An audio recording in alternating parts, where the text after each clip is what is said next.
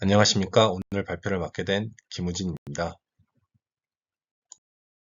오늘 발표할 논문은 Influence of Interstimulus Interval on 40Hz Auditory Steady State Response in Patients with Schizophrenia입니다. 이 논문은 임창원 교수님 연구실에서 출판한 논문으로 저널은 NPJ 스키조프레니아로 이펙트 팩터는 5.7로 사이카이어트리 분야에서 Q1급 논문입니다. 제가 이 논문을 고른 이유는 저번주 워크숍에 가서 다른 연구실들과 교류를 진행하였는데 실제로 다른 연구실에서 연구하는 내용이 궁금하여 가장 먼저 생각나는 임창원 교수님의 연구실 논문을 살펴보다가 40Hz 자극 관련 연구가 있어 소개하게 되었습니다. 내용은 간단히 40Hz의 자극이 조현병 환자와 건강한 피험자를 구별하는 지표로 유용하다는 내용입니다. 첫 번째 문단에서는 감마 대역의 진동은 다양한 인지 과정과 관련이 있다고 여러 이지 연구에서 보고하고 있다고 합니다. 두 번째 문단에서는 이러한 감마 대역이 스키즈프레니아 줄여서 SZ 그리고 한국말로 조현병을 유발하는 세포와 관련이 있다고 합니다. 이러한 SZ를 조사하기 위해 M140Hz 청각 자극 패러다임이 사용되는데 이걸 40Hz의 ASSR이라고 부른다고 합니다. 이러한 ASSR 실험 패러다임은 널리 사용된다고 합니다. 세 번째 문단에서는 그렇지만 이러한 ASSR이 일관된 결과를 보여주지 못하고 있는데 이러한 이유로 자극한 간격을 의미하는 ISI가 일정하지 않기 때문이라고 합니다. ISI는 간단히 현재 자극과 다음 자극 사이의 시간이라고 생각하시면 됩니다.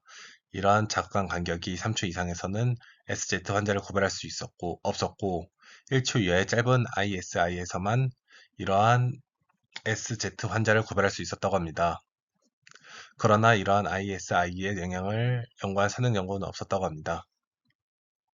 네 번째 문단에서는 ISSR의 패러다임의 사능 연구를 소개하고 있으며 이러한 ISSR은 SZ 환자에서 효과를 보였다고 합니다. 마지막 문단에서는 조현병 환자를 대상으로 40Hz의 ISSR의 자극 간격에 따른 영향을 조사하고자 한다고 합니다. 이를 위해 자극한 간격은 0.5초, 2초, 3.5초를 사용한다고 합니다. 다음으로 데이터로 실험의 피험자는 총 45명으로 24명의 조현병 환자와 21명의 건강한 피험자로 이루어졌다고 합니다. 다음으로는 자극인데 이때 패러다임으로는 ASSR이 사용되었다고 합니다. ASSR은 간단히 가만히 앉아 자극만을 주는 패러다임입니다. 이때 자극은 40Hz로 주어졌으며 자극은 1ms의 클릭음이 500번 제공되어 500ms간 지속되었다고 합니다. 이때 500ms의 자극은 총 150번 주어졌다고 하며 자극 사이의 시간인 ISI는 50ms, 2000ms, 3500ms 세 가지가 랜덤의 순서로 총 450번의 자극이 주어졌다고 합니다. 다음으로 이지 데이터는 1020 시스템을 이용한 64개의 채널에서 측정되었으며 뉴로스캔 기기의 소프트웨어인 커리7으로 사전 전처리 되었다고 하며 이후 데이터는 자극 전 300ms부터 자극 이후 1000ms까지를 회복했다고 합니다. 이후 1에서 90Hz의 밴드패스를 진행한 후 스트레스홀 등을 진행하여 노이즈 데이터를 제거했다고 합니다. 다음으로 SZ그룹과 HC그룹을 비교하기 위한 특징으로 ERSP가 사용되었다고 합니다.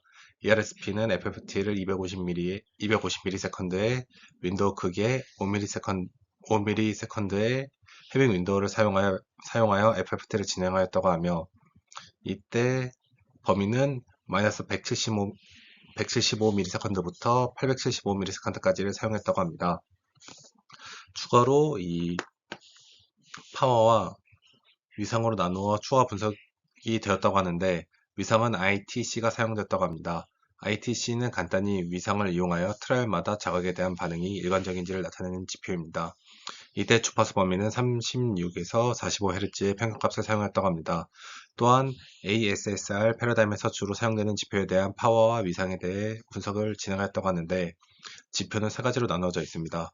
처음부터 설명드리면 이 자극간 간격이 증가함에 따라 어떻게 변하는지를 나타내는 ISI 디펜던트와 각 ISI 조건에서 자극에 대한 초기 기울기를 나타내는 온셋 슬로프 그리고 이 자극에 따른 시간적 특성을 나타내는 센트로이드 레이턴시로 이 세 가지로 나누어 파워와 ITC로 분석이 진행됐다고 합니다.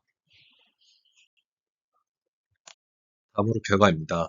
왼쪽은 파워, 오른쪽은 위상. 그러니까 ITC에 대해 그룹과 나타낸 그림으로 이 환자 그룹에서는 자극간 간격이 증가할수록 이 파워와 ITC 모드에서 이 강해지는 것을 좀 확인할 수 있었는데 건강한 피험자들에게서는 이 간격이 증가할수록 감소되는 그러니까 이 환자 그룹과 반대되는 추세를 보였습니다. 또한 건강한 피험자들은 이 0에서 200ms에서 반응이 시작되는데 S세트 그룹에서는 이 200 이후에서 이 반응이 나타나 이 건강한 피험자들보다 파워와 ITC 모드에서 반응이 느렸다고 합니다. 이 그림은 방금 전 ERSP 결과에서 간단히 36에서 45 사이의 주파수 범위만을 그린 결과로 전 슬라이드에서 말했던 것처럼 이 환자 그룹이 건강한 그룹보다 이 반응이 좀 느렸으며 자극한 간격에 따라 파워가 증가하는 이 건강한 그룹에 비해 이 S세트 그룹에서는 이러한 추세와 반대되는 것을 확인할 수 있었습니다. 다음으로는 ASSR 패러다임 관련 ITC 지표입니다. 이전 설명드릴 때 파워도 같이 설명드렸었는데 파워에서는 유의미한 차이를 찾을 수 없었다고 하여 따로 그림은 없는 것 같습니다. 이 ITC에서는 500ms에서 그룹 간 유의미한 차이를 보였으며 다음으로 잠깐 간격이 증감에 따른 ITC의 변화로 그룹 간 유의미한 차이를 또 보였다고 합니다. 그리고 오른쪽 두 개의 그림에서는 잠깐 간격에 따른 유의미한 차이를 보이지 않았지만 이 건강한 피험자들과 그리고 이 환자 그룹 간의 유의미한 차이를 보였다고 합니다. 제가 메소드에서 따로 설명은 하지 않았었는데 제가 다시 간단히 설명드리면 이제 이 스키즈프레니아 조현병을 진단하는 검사가 PANSS와 DSST가 있다고 합니다. 이 그림은 이 방금 말한 두 방법과 이전 지표와의 상관관계를 나타내는 그림으로 논문에서는 이 방법에 대해 자세한 설명이 없어 제가 따로 좀 찾아봤었는데 위에 이 PANSS는 양의 지표와 음의 지표 두 개로 구성되어 있는데 이 양의 지표와 음의 지표 둘 다 점수가 높을수록 이 안 좋다고 생각하시면 됩니다.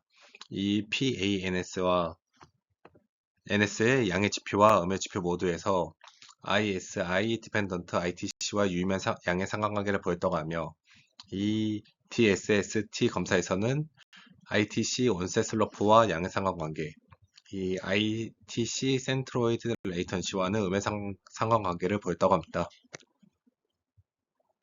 다음으로 이전 결과에 대해서 논의를 해보자면 현재 결과에 대해서는 아직 밝혀지지 않았기에 추가 조사가 필요하다고 말하고 있으나 이전 ERSP 결과는 이전 몇몇의 ERP 결과와 비슷하다고 하며 건강한 그룹보다 S세트 그룹이 조금 더 반응이 느리다고 말했었는데 이때 이 500ms가 다른 두 조건보다 조금 더 느리게 반응했다고 합니다. 이러한 이유로 500ms의 시간은 이 스키즈프레니아 그룹이 신경을 회복하기에 충분하지 않을 수도 있기에 위와 같은 지연이 발생할 수 있다고 합니다. 그리고 또한 건강한 피험자에서는 파워와 ITC 모두에서 이런 감소한 추세를 확인할 수 있었는데 이러한 추세가 환자 그룹에서는 보이지 않았었습니다. 그러한 이유로 스키즈프레니아 환자가 주로 겪는 NMDA 수용체의 기능 장애와 관련이 있을 수도 있기에 위와 같은 결과가 나왔을 수도 있다고 합니다. 그리고 파워의 경우 유의미한 결과를 보이지 않아서 그림이 없었는데 그러한 이유로 이제 전통적인 ASSR 패러다임의 특징 그러니까 파워는 SZ 환자의 특유의 병리 생리학을 반영하지 못했기에 그러한 결과가 나왔으며 본 논문에서 제시하는 ITC로 판별한 ASSR 지표가 전병을 평가하는 데 유용한 지표가 될 수 있음을 시사한다고 합니다. 오늘 발표 여기서 마치겠습니다. 감사합니다.